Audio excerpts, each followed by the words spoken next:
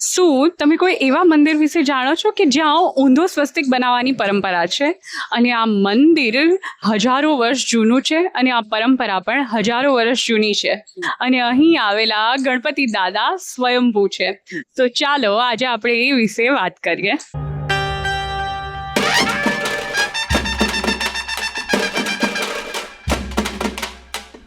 અમદાવાદ જિલ્લાના ધોળકા તાલુકામાં ગણપતિપુરા આવેલું છે, જેને કોટ ગણપતિ પણ કહેવામાં આવે છે. અહીં એક વિચિત્ર પરંપરા છે કે લોકો અહીં ઊંધો સ્વસ્તિક દોરે છે. પણ શા માટે? તો આ ઊંધો સ્વસ્તિક એ કોઈ અંધશ્રદ્ધા નથી, પરંતુ લોકોની શ્રદ્ધા જેની સાથે વણાયેલી છે તેવી એક પરંપરા છે. લોકો બાધા રાખવા માટે અહીં ઊંધો સ્વસ્તિક દોરે છે અને જ્યારે બાધા પૂર્ણ થઈ જાય ત્યારે ચત્તો સ્વસ્તિક દોરે છે. પરંતુ આ સ્વયંભૂ પ્રતિમા આવી ક્યાંથી તેનો ઇતિહાસ પણ ઘણો રોમાંચકારી છે. તો કોટ ગામના ખેતરના રસ્તે ગોપાળદાસ નામના એક ભક્ત હળ ચલાવી રહ્યા હતા, ત્યારે આ અદ્ભુત મૂર્તિ ત્યાંથી મળી આવી.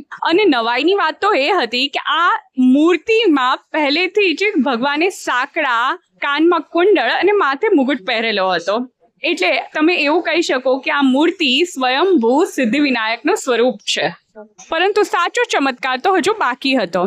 આ ગામમાંથી મૂર્તિ તો મળી ગઈ, પરંતુ આ મૂર્તિને પધરાવી ક્યાં તેને માટે થઈને કોટ, રોજકા અને વણકુતા ગામના સદસ્યો વચ્ચે ચર્ચાચર્ચી થઈ.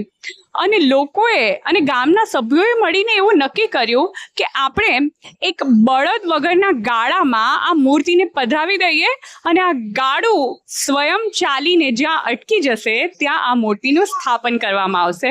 અને ખરેખર એ બળદ વગરનું ગાડામાં મૂર્તિને પધરાવી અને આપણે જ્યાં ઊભા છીએ ત્યાં ગણપતિપુરામાં આવીને એ ગાડું અટકી ગયું.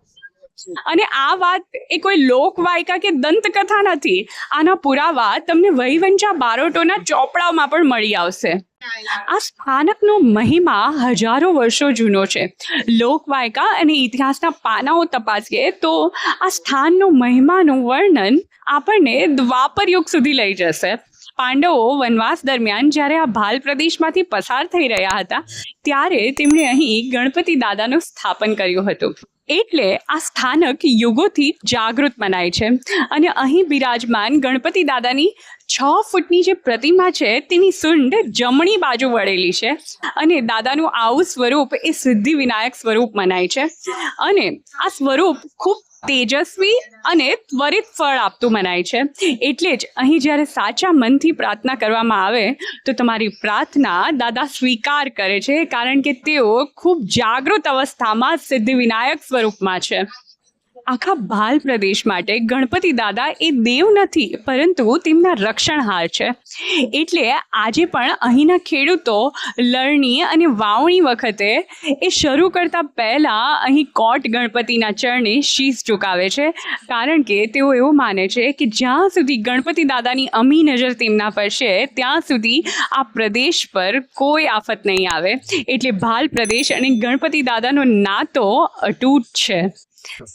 ગણપતિપુરાની મુલાકાત તમારી તો જ સફળ ગણાય કે જો તમે બાધા પૂર્ણ થયા બાદ અહીં આવીને ચત્તો સ્વસ્તિક બનાવો. આ પરંપરા આપણને એવું શીખવે છે કે શક્તિ ખાલી માંગવામાં નથી, પરંતુ તમારો આભાર, તમારી કૃતજ્ઞતા પ્રગટ કરવામાં પણ છે. અને આપણે હિન્દુઓ તો એ કૃતજ્ઞતા વ્યક્ત કરવામાં જ આપણી ખરી ઓળખ સમજીએ છીએ. તો જો તમે પણ અહીં ગણપતિપુરામાં આવી ચત્તો સ્વસ્તિક બનાવ્યો હોય તો મને કોમેન્ટમાં જરૂરથી જણાવજો. જય ગણેશ.